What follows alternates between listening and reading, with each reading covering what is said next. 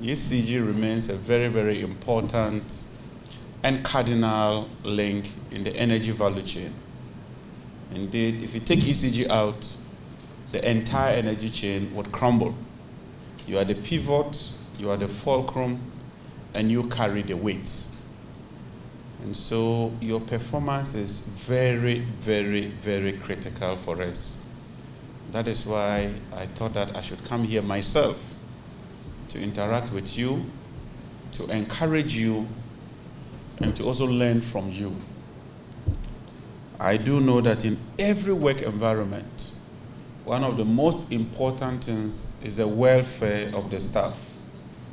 If the staff's welfare is not taken care of, it becomes a big problem and they are unable to give off their best. And so when I came, the MD took me to his office and raised an issue about your welfare that you were grappling with.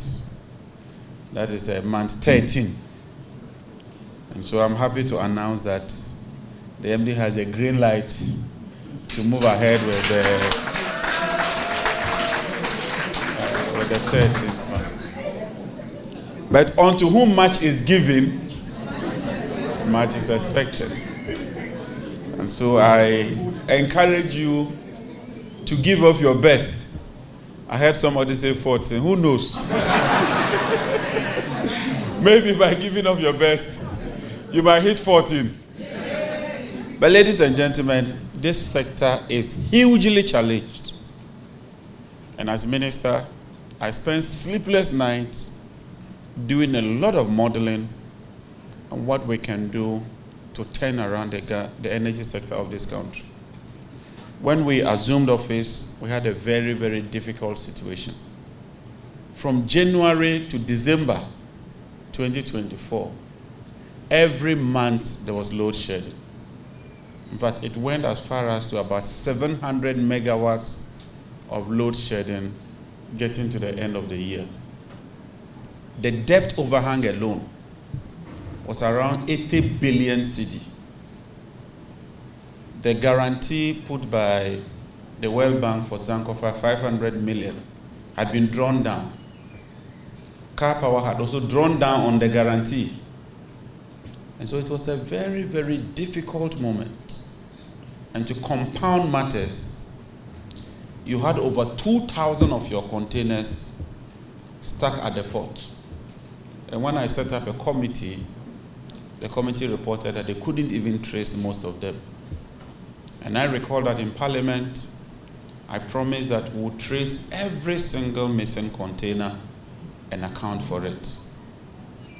We formed a team with the National Security, with Customs, with GRA, with GAPOHA, and Chief of Staff's involvement. And I can say that we've been able to account for more than 2,600 containers at the port. We've set forward to move almost all the containers from the port. And so far, we've moved about 1,500 thereabouts. And we are working to move all the containers. But what we've done is that the containers are so many that we can't keep them in one location or even 3 or 2 locations in Accra. So what we work with management is that as we clear the containers, we take the serial numbers, empty the container, account for the content, and take it to the regions so that where we need them most, they can be used. And so as minister, let me assure the people of Ghana that we are determined to account for every single container and to ensure that we put whatever is in that container to best use. But that brings me to the key issue. And I encourage management, never should we go that path. Never. We shouldn't have been there. I mean, if ECG was your company and you were the shareholder and you invested money in it, and your management came to tell you that they've awarded contracts about 9 billion when the board approved contracts for just about 3 billion. And you can check from the records. You are given a threshold at the board of 3 billion. and you end up spending about 9 billion. And it's not as if you spend 9 billion. You've given contracts so much so that the containers, when they get to the port, you don't even have money to clear the containers. So one, you are incurring cost of 9 billion. Two, you are not using the items because they are stuck at the ports. Three, you are paying demurrage for the containers stuck at the port. And so as minister, I've had to work extra hard with the other stakeholders. And I want to thank the GAPOHA staff, the chief executive, and to thank the national security coordinator and his staff. And thank the chief of staff, Madam Valerie Sawyer and co, for helping us to move those containers. It's been a very, very difficult task. But like I said, we should never go that path again. And as minister, I will not tolerate that. If it happened in the past, it must not happen today. We funded the full document to the Attorney General. He's studying it. And if people are found culpable, I'm very confident that the law will take its course. We are not victimizing anybody. We are doing what is right and what is proper. The taxpayers' money must be accounted for. Nobody would allow this in his or her company. But you know, sometimes people think government. Government is you, government is us. If ECG incurs losses and we have to pay, it will be done through taxes. And it's you, the ordinary Ghanaian, who would have to bear that cost. From January to date, we've made very good, significant progress. And I want to thank you, MD. I want to thank your management. I want to thank you, the staff, for that significant, monumental progress you are making. And it shows in the delivery of power. You can't drivel the people of Ghana. At the end of the day, the power sector is like pregnancy. It will show. And everybody can attest that there has been some significant improvement. But there's more to be done. There's a lot of work for us to do. Because I look at the numbers, I look at the figures, and I tell you, if we do not continue working very hard, this sector would collapse. I was at Tema Oil Refinery yesterday, and it was a very sad story. And the workers themselves are not appreciating what it means to do what is right. Because eventually, for 6 years, they haven't seen salary increment. We are not talking of salary increment. We are talking of the 13th month. In Tema Oil Refinery, 6 years, no salary increment.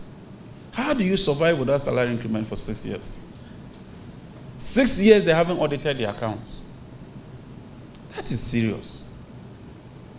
But I went there, I saw the staff. Pardon? He's just reminding me that Tema Oil Refinery has seen 8 MDs in 8 years. 8 MDs in 8 years. So look, we must learn to do what is right. And I told management, when your MD or the company is going wrong, point it out. Because eventually it will come and affect you. You can't spend 9 billion buying cables. Some of the cables will last you 15 years. And yet when we took over and there were transformer overloads, MD came to me, he's here. You had no transformers. I had to go into a warehouse and release 200 transformers. I had to grant him emergency approval even without the board to procure 100 transformers. Meanwhile, you had so much cables that you didn't know what to do with that. And like I said, never again. Your MD and the team, they've reviewed most of the contracts. Of the 347 contracts that they've reviewed, they've successfully, without cost and without legal implication, terminated 202 of those contracts. What it means is that you didn't need those over 200 contracts. And yet somebody decided that he will sign those contracts. Through your own effort, I'm seeing the revenues increase. And when I talk about revenue increase, it's not revenue increase based on tariff increase. I always discount the tariff part and look at the real revenue increase. And I want to thank you for what you are doing.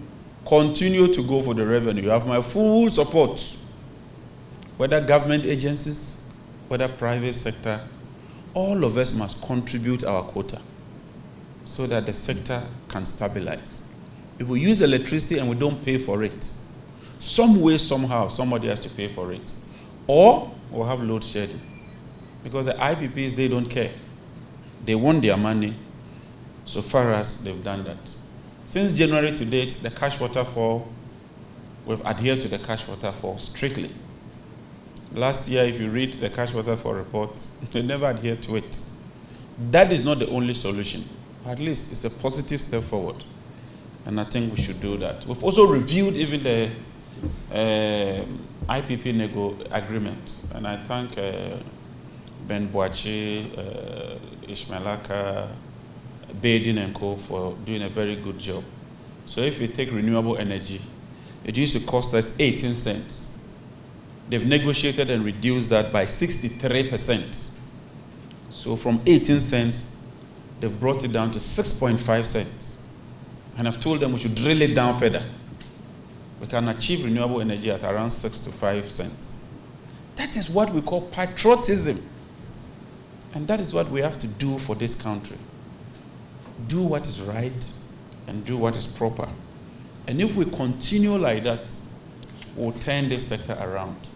This year's budget, energy sector shortfalls in the budget, 28 billion. That is money that could have been used for roads, could have been used for hospitals, but 28 billion. Next year, if we do not do well, it will go to 35 billion. That is your money. So when we say government should pay for the shortfall, it is your money. The finance minister has no money. President Mama has no money. It's the money that we take from you, your taxes, that we should use to improve your roads or ensure that you live a comfortable life. We'll go and give it to the IPPs because of inefficiency, because somebody is not paying, or because of some of the things I'm talking about. I beg you people, I spend time to go into this because I want people to appreciate the enormity of the challenge. But as minister, my duty is to ensure that I lead you and we do what is right and what is proper. I do not know it all, and I can't always be right. Sometimes I get it wrong, and that is a human element that we face. But if we consciously put our mind that we should do what is right, I'm very sure that we'll make progress. And I'm very happy with what ECG is doing so far. If we continue on this trajectory, I'm very happy that we'll make progress. On that note, let me thank all of you and assure you that so far as I remain minister, I will give you the full support. I've told MD that I even want us to review the amount that comes to ECG every month. If we can increase it and make it, or based on performance, it will also help you, because you also need the revenue to do the work. But we need to mobilize our revenue so that we can equitably share that revenue and improve this sector. Do not let this improvement we are seeing be a 9-day wonder. We require 400 megawatts of extra capacity as we speak, because the demand is increasing. If you bring that 400, it means that you are bringing in thermal power in the midst of existing power, which increases the cost of the power. So if we are not efficient and we don't bring the price down or the cost down, how do we achieve that? I looked at his budget for procurement. Whilst last year was about 9 billion, his is about a little over 2 billion. Look at the difference.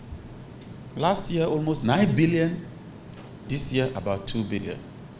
He's shaving off cost. But he's not just shaving off cost. I took time to look at the items he's procuring. And they are procuring the real things that ECG needs. Transformers and the key issues or the key things that you need. Not just 10 mm cables. Why? You want to procure 10 mm cables throughout. What will you use it for? So, I wouldn't belabor the point. Today is Friday. When I was coming, I saw that drink there. Chichinga and Asana. So from here, I want to join you. I want to join you. But please, let's give up our best. Let's take ECG as if it's our own company. Let's do what is right. Let's do what is proper. I don't care which political party you belong to. You can be NDC, you can be MPP. All of us cannot be NDC. And I don't expect everybody to be NDC. But we have a 4-year mandate.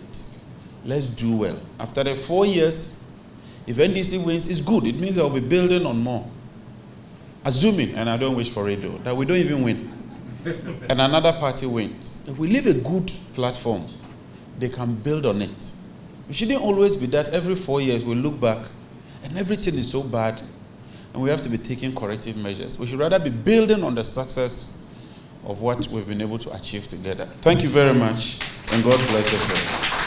Thank you so much, Honorable Minister. I thought we come with a better round of applause at the mention of some figures, especially to us, please. All right, so management.